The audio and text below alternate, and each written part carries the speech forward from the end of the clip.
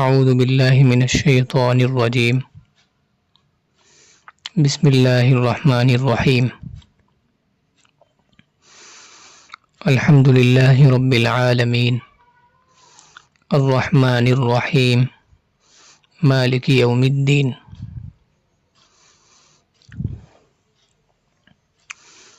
تمام تعریفیں اللہ تعالیٰ کے لیے ہیں جو تمام جہانوں کے پروردگار ہیں۔ الرحمن الرحیم نہایت مہربان اور رحم کرنے والے ہیں۔ مالک یوم الدین روز جزا کے مالک ہیں۔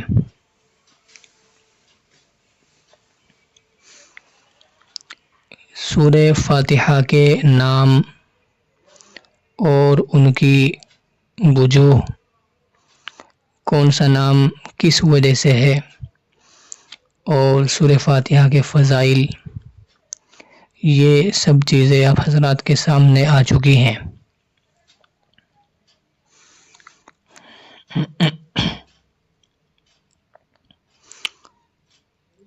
الحمدللہ رب العالمین تمام کی تمام تعریفیں، اس میں الف لام استغراق کا ہے،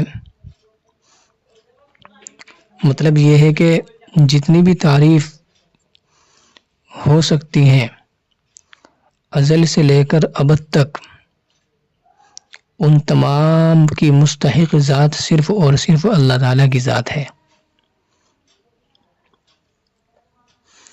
اللہ تعالیٰ کے علاوہ دنیا میں کسی انسان کی تعریف ہوتی ہو یا کسی جانور کی تعریف ہوتی ہو یا کسی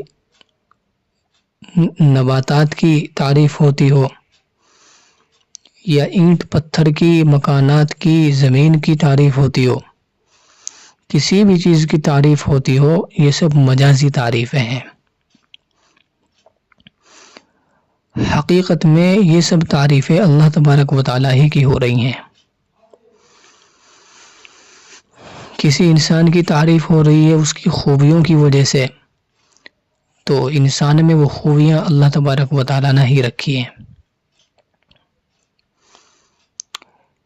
ایسے ہی دیگر چیزوں کو آپ سمجھ لیں کہ جس چیز کی بھی تعریف ہو رہی ہے تو وہ تعریف جس چیز کی وجہ سے ہو رہی ہے وہ چیز جو ہے اللہ تبارک و تعالیٰ ہی کی پیدا کردہ ہے۔ انسان نے اپنے ذہن کو استعمال کیا اور بڑے بڑے کارنامے انجام دیے، ایسے ایسے کارنامے کہ عقل حیران ہوتی ہے۔ تو انسان کے پاس یہ ذہن، یہ سوچنے کی صلاحیت، یہ عقل، یہ کہاں سے آئی ہے؟ کیا اس نے خود بنائی ہے؟ یہ دماغ، یہ دل، یہ بھی اللہ تبارک و تعالیٰ ہی کا دیا ہوا ہے۔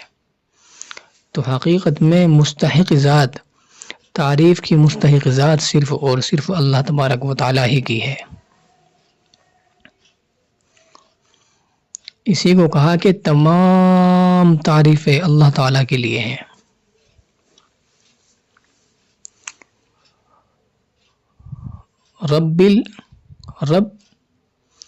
رب کے معنی ہے پروردگار، پالنے والا، پالنہار۔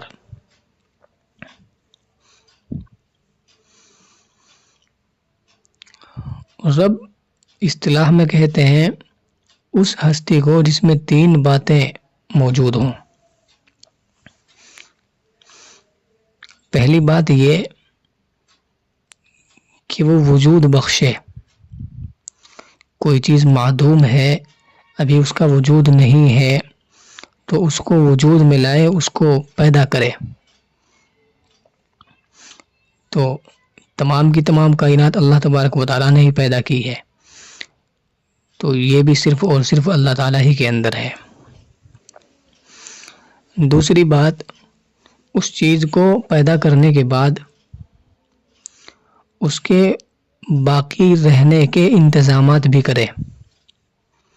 کوئی بھی چیز تھی، اس کو وجود بخش دیا، وہ عدم سے وجود میں آ گئی، اب وجود میں آنے کے بعد، اس کے پیدا کرنے کے بعد، اس کے باقی رہنے کے اور اس کے زندہ رہنے کے سامان کرے، انتظامات کرے۔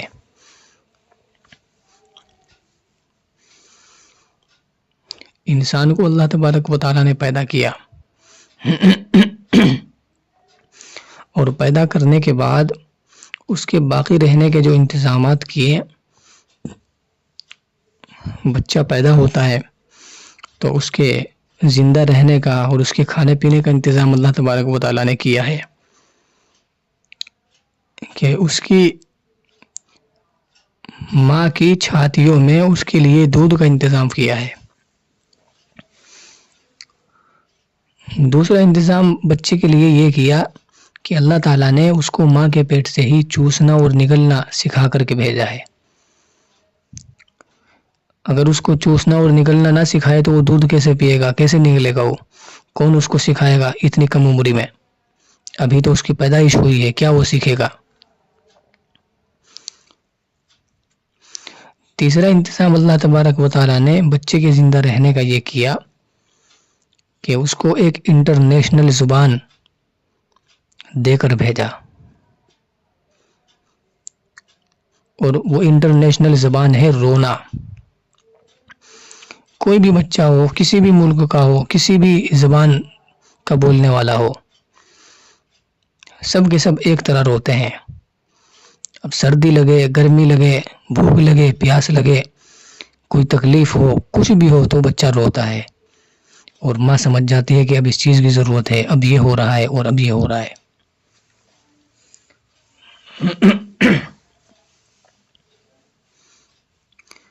اور ایک انتظام اللہ تبارک و تعالیٰ نے یہ کیا کہ والدین کے دل میں اس بچے کی محبت ڈال دی، جس کی وجہ سے والدین، خاص طور سے والدہ، وہ بچے کے لیے دن رات قربانیاں دیتی ہے۔ دن رات قربانیاں دیتی ہے والدہ اپنے بچے کے لیے۔ یہ محبت اگر اللہ تعالیٰ والدین کے دل میں نہ ڈالے تو وہ اتنی سخت اور مشکل سے مشکل قربانیاں کیوں دیں گی؟ پھر کیسے دیں گی؟ یہ ایک مثال ہے، جتنی بھی مخلوقات ہیں ان سب کو پیدا کرنے کے بعد اللہ تبارک و تعالیٰ نے ان کے باقی رہنے کا انتظام کیا ہے۔ اور تیسری چیز جو کسی رب ہونے کے لیے ضروری ہے وہ ہے کہ چیز کو پیدا کر دیا، اس کے باقی رہنے کا انتظام کر دیا، اور اب تدریجی طور پر یعنی آہستہ آہستہ اس کو اس کی آخری حد تک، انتہا تک پہنچا دے۔ انسان کے بارے میں بھی یہی معاملہ ہے، پیدا ہو گیا، انتظامات ہو گئے، اب آہستہ آہستہ آہستہ آہستہ اس کی پرورش ہوتی ہے اور وہ اپنی آخری عمر تک پہنچ جاتا ہے، جوانی کو پہنچ جاتا ہے، عروج تک پہنچ جاتا ہے۔ نباتات میں بھی اسی طرح ہی ہے، درخت نکلتا ہے زمین سے، بڑا ہوتا ہے، بڑا ہوتا ہے اور بالکل جوان ہو جاتا ہے، پھر ایک حد وہ آتی ہے کہ وہ اس سے اوپر نہیں بڑھتا ہے، پھل بھی آتے ہیں، پتے بھی جھڑتے ہیں، سب کچھ ہوتا ہے، لیکن پھر وہ اس سے اوپر نہیں بڑھتا ہے۔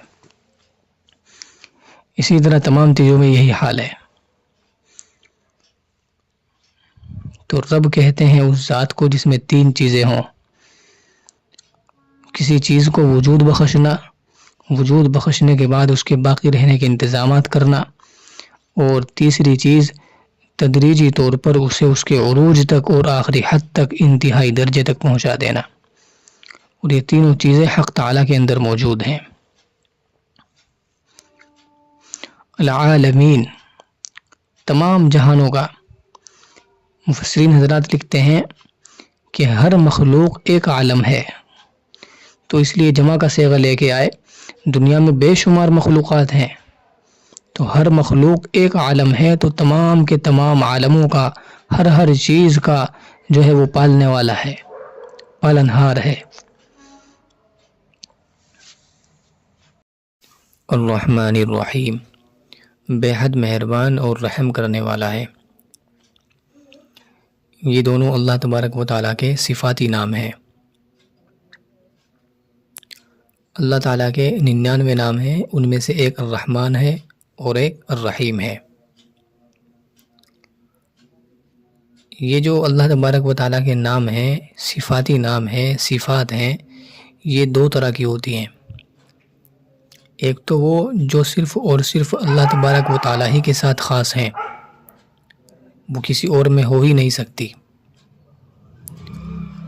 اور دوسری وہ صفات جو اللہ تعالیٰ کے علاوہ انسانوں میں بھی ہو سکتی ہیں، لیکن درجہ بہرحال دونوں کا الگ الگ ہوگا۔ جسے اللہ سمیع، اللہ بصیر، اللہ عالم،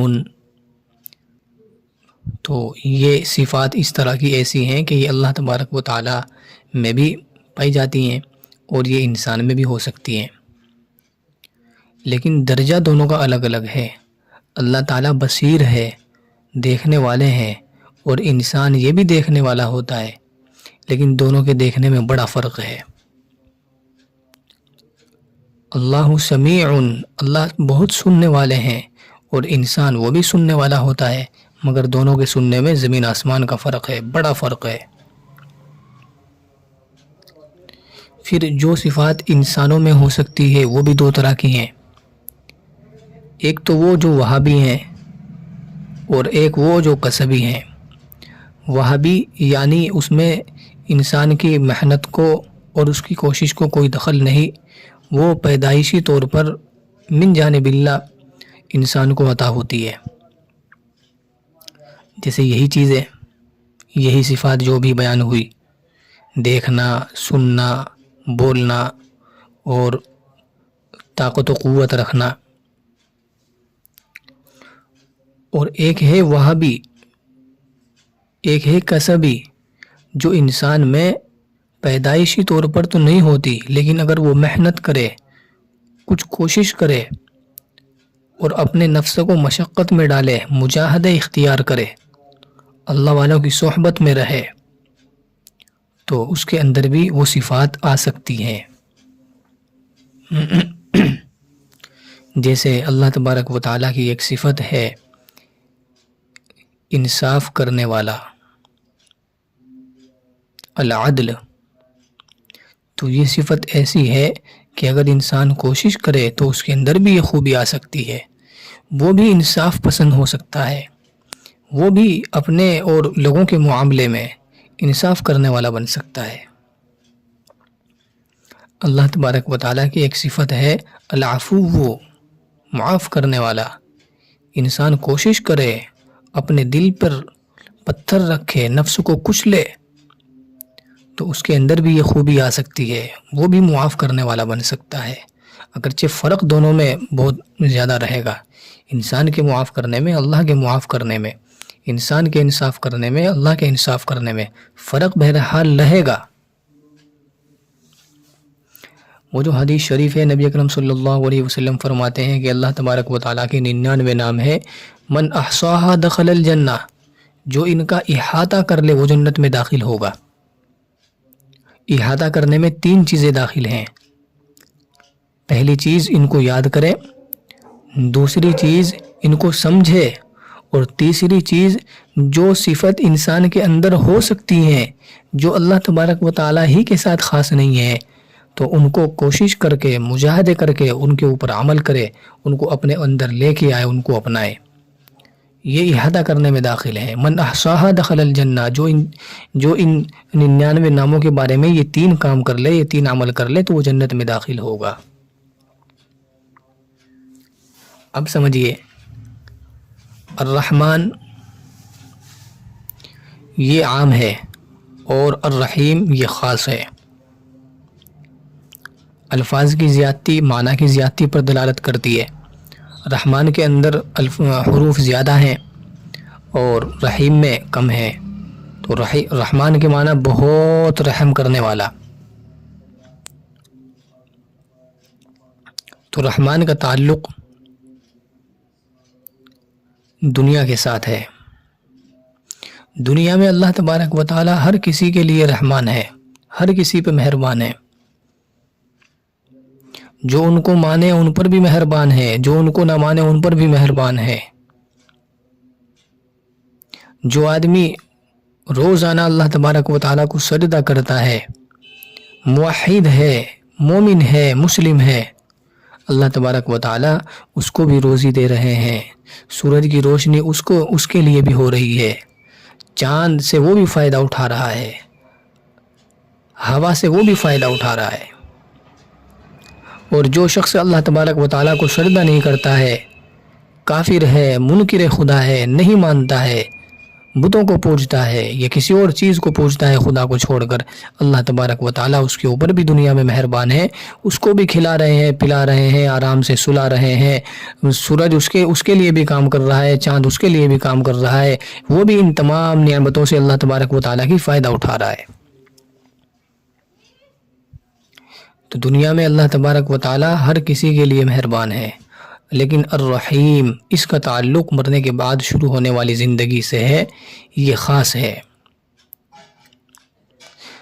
قیامت کے میدان محشر میں جو اللہ تبارک و تعالیٰ رحم فرمائیں گے وہ صرف مومنین پر فرمائیں گے اور غیر مومنین پر نہیں فرمائیں گے۔ وہاں یہ رحم اور یہ اللہ تبارک و تعالیٰ کی مہربانی یہ خاص ہو جائے گی صرف اور صرف مومنین کے ساتھ۔ ایسا دنیا میں بھی ہوتا ہے، ہر شخص کے یہاں ہوتا ہے۔ ایک ماں کی اپنے بچوں پر جو مہربانی ہوتی ہے اور اس کی جو عطا اور نوازشات ہوتی ہیں وہ دوسرے بچوں پر نہیں ہوتی، جو اپنے نہیں ہیں، پڑوس کے بچے ہیں، مہربانی ان پر بھی ہے، دل میں دیا ان کی بھی ہے، رحم ان پر بھی ہے، لیکن جتنا رحم اپنے بچوں پر آتا ہے اتنا دوسروں پر نہیں آتا۔ ایک استاد ہے، جتنا وہ اپنے شاگردوں پر مشفق ہو سکتے ہیں اتنا وہ دوسرے کے یہاں نہیں ہوں گے، یہ فطری چیز ہے۔ کسی کی محبت دل میں زیادہ ہوتی ہے، کسی کی کم ہوتی ہے، کسی کی طرف دل کم مائل ہوتا ہے، کسی کی طرف زیادہ ہوتا ہے۔ اللہ تبارک و تعالیٰ تو اس طرح کی چیزوں سے پاک ہے، لیکن بہرحال یہ جو ہے یہ الرحمن کا تعلق دنیا میں ہے، سب کے ساتھ مہربانی ہے، اور الرحیم کا تعلق یہ آخرت کے ساتھ ہے، وہاں صرف مومنین کے اوپر رحم ہوگی، وہی جنت کے مستحق ہوں گے، اور باقی لوگ جو غیر مسلم ہوں گے، منکرین خدا ہوں گے، ان کے لیے اللہ تبارک و تعالیٰ نے عذاب تیار کر رکھا ہے۔ بہرحال الرحمن الرحیم یہ دونوں صفتیں بھی ایسی ہیں کہ بندہ اگر کوشش کر لے تو کچھ مجاہدہ اختیار کرنے کے بعد وہ بھی رحم کرنے والا بن سکتا ہے۔ حدیث شریف میں ہے الراحمون یرحمہم الرحمن، جو لوگ دوسروں پر رحم کرتے ہیں تو اللہ تبارک و تعالیٰ بھی ان کے اوپر رحم فرماتا ہے، رحمان بھی ان کے اوپر رحم کرتا ہے۔ ارحموا من فی الارض یرحمکم من فی السماء، یہ حدیث قدسی ہے، اللہ فرماتے ہیں کہ اے لوگو تم رحم کرو زمین والوں پر، رحم کرے گا تم پر وہ جو آسمانوں میں ہے۔ اللہ تبارک و تعالی عمل کی توفیق عطا فرمائے۔ مالک یوم الدین، وہ روز جزا کا مالک ہے۔ اس آیت میں اللہ تبارک و تعالیٰ کی تیسری صفت کا بیان ہے، روز جزا کا مالک ہونا۔ دنیا میں ہر شخص مالک بنا ہوا ہے، یہ میرا گھر ہے، یہ میری گاڑی ہے، یہ میرا پلاٹ ہے، اور اس چیز کا مالک میں ہوں، اور اس چیز کا مالک یہ ہے۔ یہ ساری کی ساری ظاہری ملکیت ہیں، حقیقی ملکیت نہیں۔ حقیقت میں اللہ تبارک و تعالیٰ ہی تمام چیزوں کے مالک ہیں، وہی خالق ہیں۔ تو دنیا میں یہ سب ظاہری ملکیت ہیں، لیکن ایک دن ایسا بھی آئے گا کہ اس دن نہ کسی کی ظاہری ملکیت رہے گی، نہ کسی کی حقیقی ملکیت رہے گی۔ ظاہری اور حقیقی ساری کی ساری ملکیت اللہ تبارک و تعالیٰ کی ہوگی۔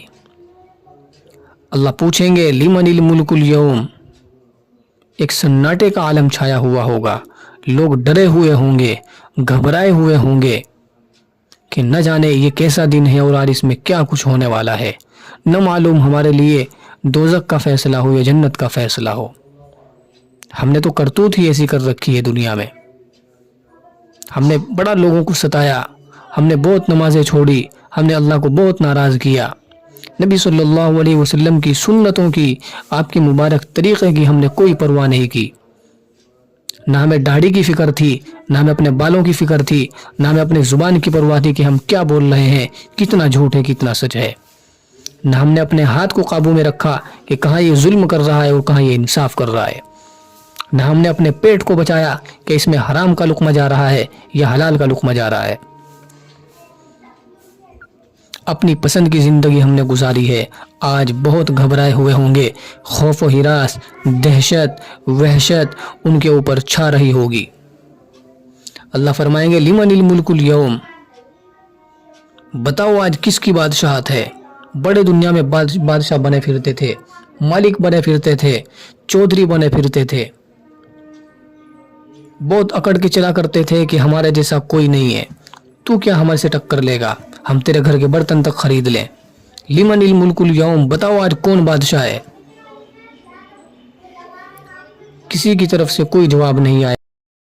دنیا کی عدالتوں میں گواہ بھی بک گئے، قلم بھی بک گیا، بیان بدل دیے گئے، جھوٹ بولا گیا، غریب کو دبایا گیا، کمزور کو پیسا گیا۔